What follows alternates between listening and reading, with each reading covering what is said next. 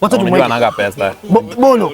Bolo pesa. Bolo kuna pesa. Ananga pesa. Hizo pesa ni za shosho wangu bro. Ananga do. Acha kusema. Bolo ana do bro. Bolo kuna do. Bolo ni tajiri. Bolo. Basi.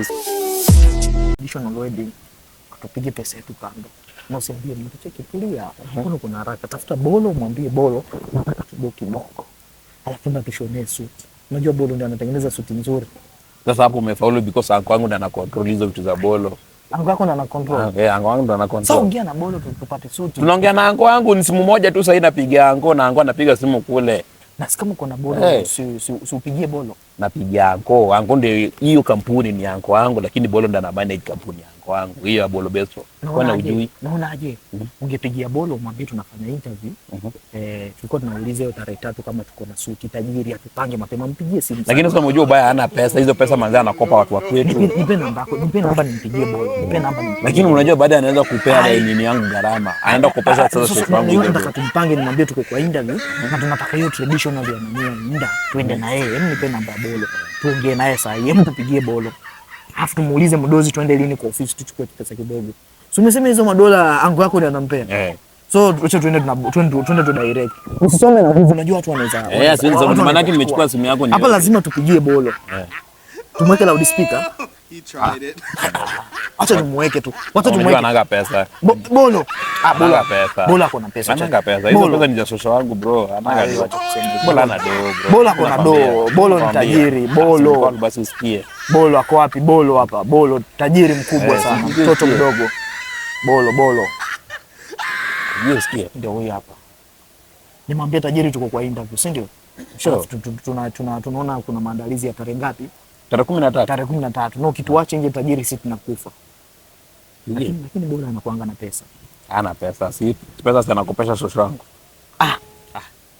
Pesa anakopesha. Kata tu. Sasa ishaingia. Kata. Anakopesha Kata. Anakopesha nani? Tajiri? Yes. Uko salama? Niko salama. Tuko hapa kwa interview tajiri. Niko kwa interview tajiri. Nasema niko kwenye interview sasa hivi nimesema nipigie tajiri wangu kwa sababu tuko live bila chenga tarehe ngapi? Tarehe 13. Tarehe 13 ana bonge la sherehe. Migori na hatuna suti. International wedding. Watu wanavaa Bolo Besco. Watu wanavaa suti kutoka kwa Bolo. Kutoka chini mpaka juu. Inawe ya ndani, vest, mpaka miwani. Kila kitu. Mpaka ngoda. Hadi nywele sasa hii Bolo ndio ana design vile watanyolewa. Ndio hiyo tajiri. Wanawake vile watashukwa nywele ni Bolo ndio ana design. Ani tajiri ndio ana design. Nani kama Bolo? Hakuna mwingine. Nani kama Bolo Besco? Hakuna mwingine. Tajiri. Tunataka tu confirm kama tuko kwa list. Lazima mkue mnakosa. Tajiri amesema tuko kwa list. Mwambie measurement tutume. Measurement tajiri tutume ama tukuje lini? Measurement sahihi sasa tuko fully book. Kwani ningesema mapema hii maneno. Tajiri sasa tajiri. Bosi tukue hivyo. Yote tu. Unajua sisi tunasema sisi tunajua tukwangie expensive boss. Tajiri tuko live. Tuko live tajiri. Tuko live, unajua kuna watu wanakuwatch manze. Na tuko live sasa hivi. Tajiri wacha.